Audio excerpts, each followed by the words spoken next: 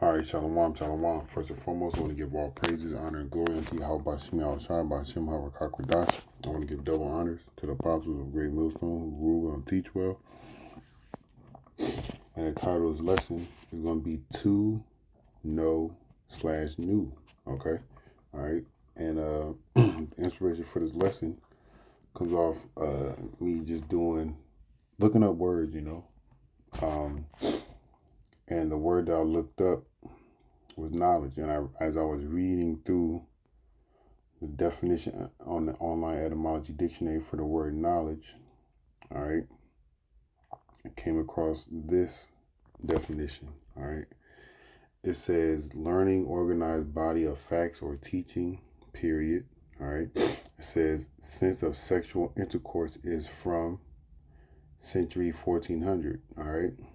Middle English also had a verb form, no lichin, acknowledge, okay? In 12th century, later found out about, recognize, and to have sexual intercourse with, okay? So to know, all right, and to have knowledge, all right, is by definition, is a form to have sexual intercourse with, okay? All right, and I went down further as I read, and right here it says from century 1200 as to experience, live through, meaning to have sexual intercourse with, also found in modern languages, is attested from 12th century 1200, comma, from the Old Testament, Genesis 4 and 1. Okay? All right. So let's go read Genesis 4 and 1. We're going to read more precepts in regards to knowing or knew or being known, or to have known or knew, or to know somebody. All right. So this is Genesis 4 and 1 in the KJV, and if you look to the right, it's in the NIV. All right. And it says here, Adam knew his wife, and she conceived and bare Cain and said, I have gotten a man from Yahweh Shemi Al-Shai. All right. If you read to the NIV, it says Adam made love to his wife, and she became pregnant and gave birth to Cain. She said, with the help of Yahweh Shemi Al-Shai, I brought forth a man. All right. So my whole point in reading this to you, all right, is to give you insight on the word know, all right, or new. In regards to in the Bible, when you see a man and a woman, all right. And the word new in the Greek, in the Hebrew, slakia is yada, okay? But we're gonna read some more definitions. All right, we're gonna go through some more precepts, okay? Because you also have precepts in the scriptures where it speaks on a wicked act, all right, the men of Sodom and Gomorrah, all right, and also in the book of Judges where men try to have sex with men and they got the word there, no, all right, and we're gonna get it. How right as I remember. But let's go on down to Genesis 4 and 17. All right. And Cain knew his wife, and she conceived and bare Enoch, and he built a city and called the name of this city after the name of his son Enoch. All right. This is after Cain slew Abel. All right. And the Lord sent them away. All right. But again, they knew each other in the sense of physically, all right, sexually, all right, sexual intercourse, all right. So now within modern times, a lot of men know a lot of women, and a lot of women probably know it's twice as much men as men know women, all right. What do I got? I got Genesis 36, Genesis 38. With the situation with Judah, where he has sex with his daughter-in-law, all right. And we're going to get it in Judges, the 19th chapter, where if you read the first couple of precepts, I'll just read this. I'm not going to jump ahead. All right. So Judah, all right, he put away his daughter-in-law, okay, because one of his sons died because he was wicked in the eyes of the Lord. And then Judah told his son to go into the same woman because it's within the law to bring forth his son, all right, and her and his brother seeds. But the man that Judah, his father, when Judah commanded his brother, one of his sons, Salakia, to go into this woman, he let his seed hit the ground, and the Lord put him to death for that.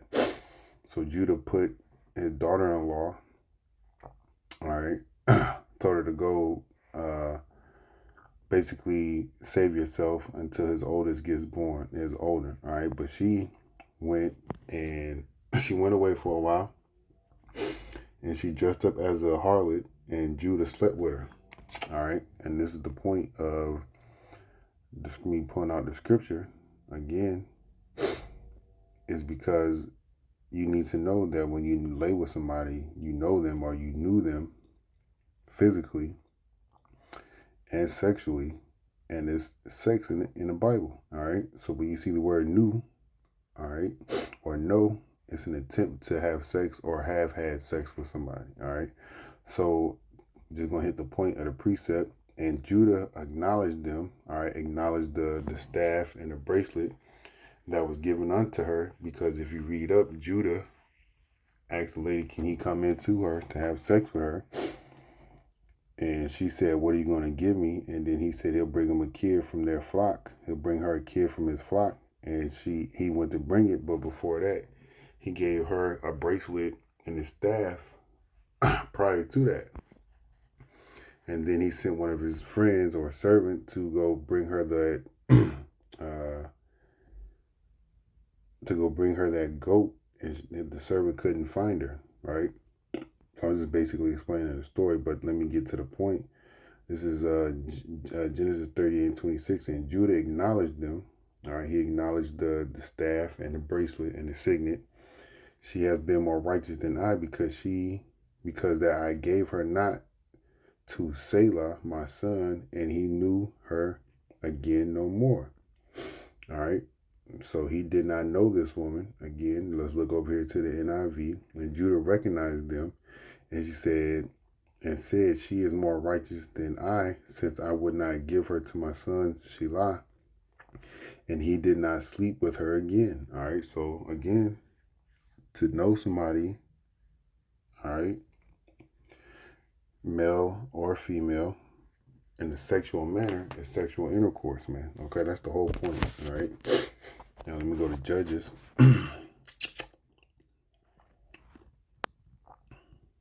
And sex is marriage, by the way. All right. All right, let's go. I might read this whole thing, but I might skip around too. So, and it came to pass in those days, when there was no king in Israel, there was a certain Levite sojourning on the side of Mount Ephraim, who took him a concubine out of Bethlehem, Judah. And his concubine played the whore against him, and went away from him unto her father's house to Bethlehem, Judah, and was there for 4 whole months. All right. And her husband arose and went after her to speak friendly unto her, and to bring her again, having a servant with him, and a couple of asses. She brought him into her father's house.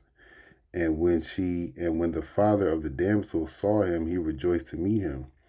And his father-in-law, all right, because there goes the point, this Levite and this woman that played the harlot was married, okay, all right. The damsel's father retained him, and he abode with him 3 days. So they did eat and drink and lodged there. All right, and continue to read on the story. The father-in-law kept persuading the man to stay a little bit longer than they left, and they stayed at another place. They finally got somewhere to rest their heads, and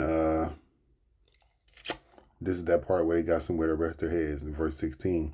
And behold, there came an old man from his work out of the field at even, which was also of Mount Ephraim, and he sojourned in Geba, Salakia. But the men of the place were Benjamites. All right, but the men of the place were Benjamites. And when he had lifted up his eyes, he saw a wayfaring man in the streets of the city. And the old man said, Whither goest thou, and whence comest thou? And he said unto him, We were passing from Bethlehem, Judah, toward the side of Mount Ephraim. From thence I am, and I went to Bethlehem, Judah, but now I am going to the house of Yahweh Shem Shai, and there is no man that receives me to his house.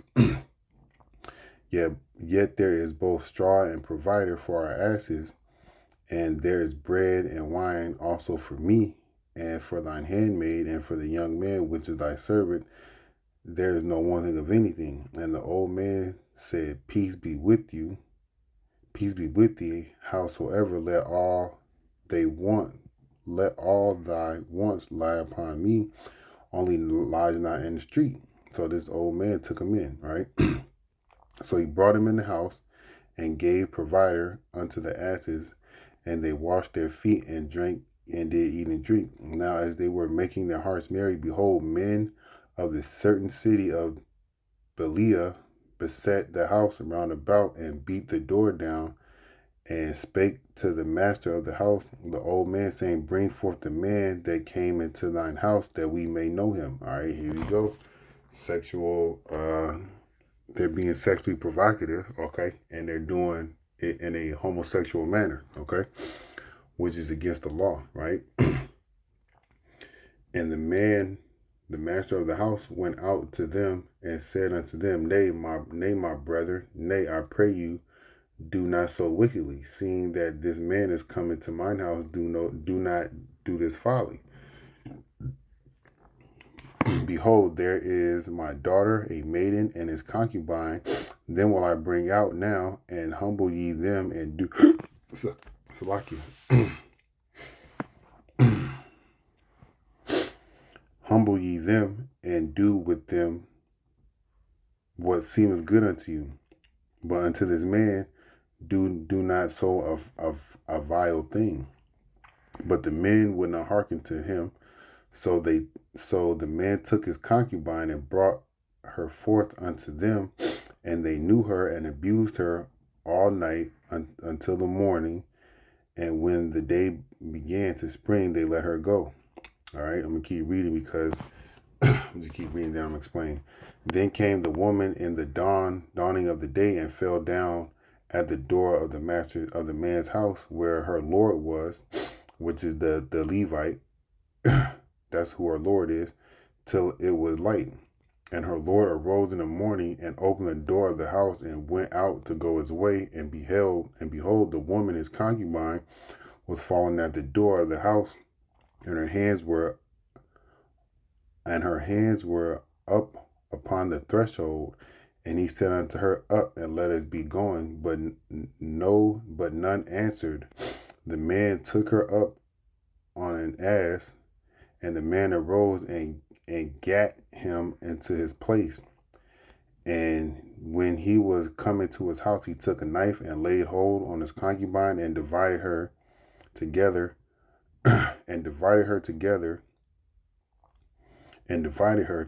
with her bones into 12 pieces, and sent her into all coasts of Israel. And it was so that all that saw it said, There was no such deed done nor seen from that day that the children of Israel came up out of the land of Egypt unto this day. Consider it, take advice, and speak your minds. All right, so this woman, just like Israel played a harlot on Yahweh Shema Shai, just as we did by idolatry, so did this woman play a harlot, like we read at the beginning of this chapter. So this man cut her up and spread her across the nation of Israel, just like the Lord spread us out throughout the four corners of the earth. But the whole point of me reading that, all right, is that these men, all right, if you read it over here, verse 22 on the right, I'm just get straight to the point. Bring out the man who came to your house, so we can have sex with him, to know somebody, all right, in a sexual manner, all right, and to know somebody in the Bible is to have sex with them when you see it spoken of appropriately, all right. And just like it said down here in verse 24, All right. Well, 25. They knew her. All right. And brought forth her concubine unto them, and they knew her and abused her all night until the morning. Just like Israel's being abused by these nations, this woman was abused, raped, ravaged, and pillaged. All right. Go read, I think it's in Ezekiel, the tale of the two sisters, basically Northern Kingdom and Southern Kingdom, how they went and played after the gods of the nations that were round about them. All right, and they were abused. All right, but nonetheless, look at us now. All right, scattered across the 12, scattered across the globe. But right here, the whole point is that they knew her, they raped her, they had sex, man. Okay, all right. This is the last precept. This is in 1 Kings 1. And I'm going to start at the top. Now, King David was old and stricken in years, and they covered him with clothes, but he got no heat.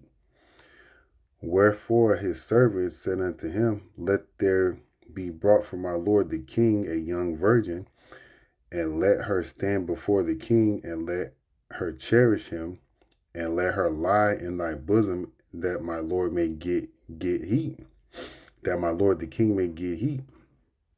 So they sought for a fair damsel throughout all the coast of Israel, and found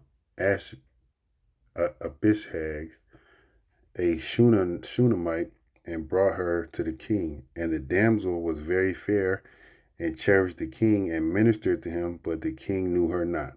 All right, so I'm going to just read in the NIV, 1 Kings 1 and 4. The woman was very beautiful. She took care of the king and waited on him, but the king had no sexual relations with her. All right, so now let's go into this word know.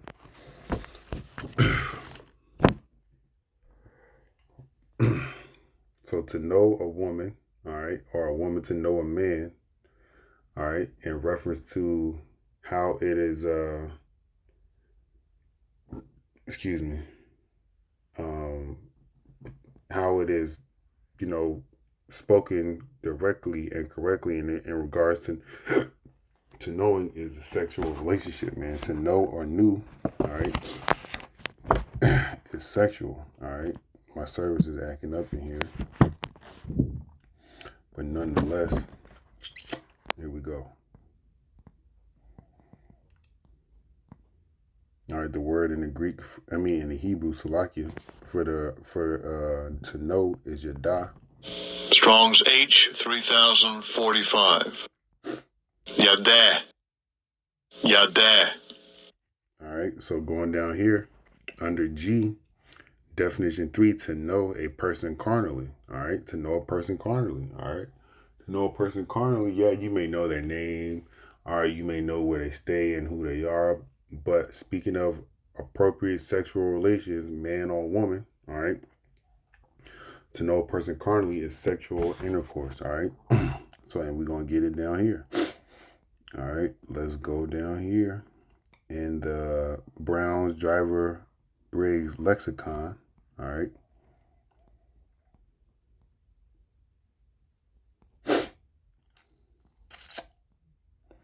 Know a person carnally of sexual intercourse followed by accusative. All right. Man, subject, Genesis 4:1, like we read, Genesis 4:17, as we read. All right. So on and so forth. Okay.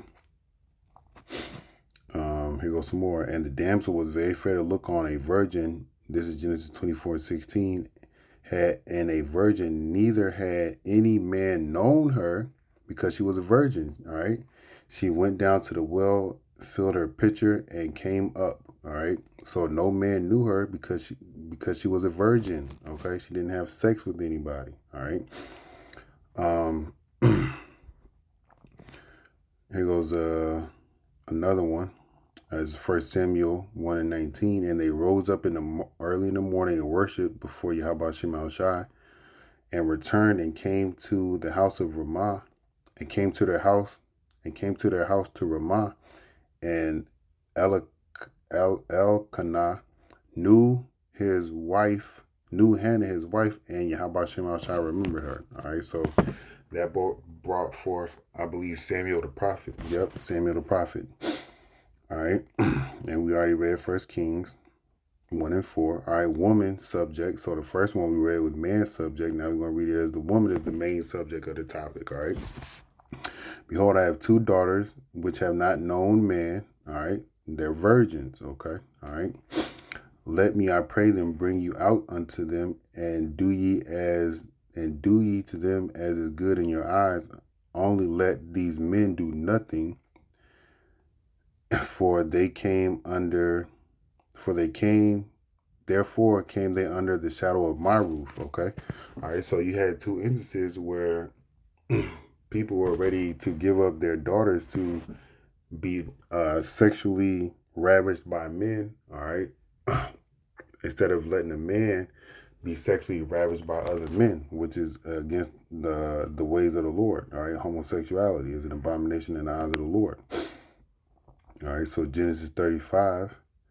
Now, therefore, every male among the little ones. Now, Salakia. Now, therefore, kill every male among the little ones, and kill every woman that have known man by lying with them. All right, by sexual relations. Okay. But all the women children that have not known a man by lying with them, keep alive for yourselves. And 32,000 persons in all, women that had not known man by lying with him. All right, we're gonna go into that. We're gonna go into that, Lord will. All right, just to see what that word says. All right, by lying with them. What is lying with that person? Sex, man. Okay. All right. I mean, the point. I believe I hit the point. The whole point is to understand, to know somebody, all right, of appropriate sexual orientations, male and female, all right, to know them in the Bible, where it said Adam knew his wife, where Elkanah, Salakia, knew Hannah, all right, and bore Samuel, Salakia, the prophet, okay.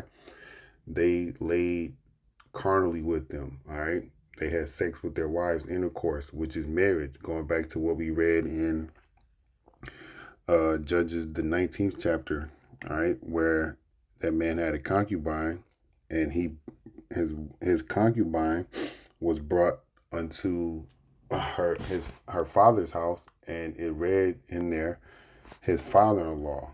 Okay, all right. So if you get married nowadays by putting a ring on your hand, and according to Esau's law, all right, your mother-in-law or your father-in-law is the mother of the woman that you married, or vice versa. If you're a woman marrying a man, your mother-in-law or your daughter or your father-in-law is the parents of that man you married. All right.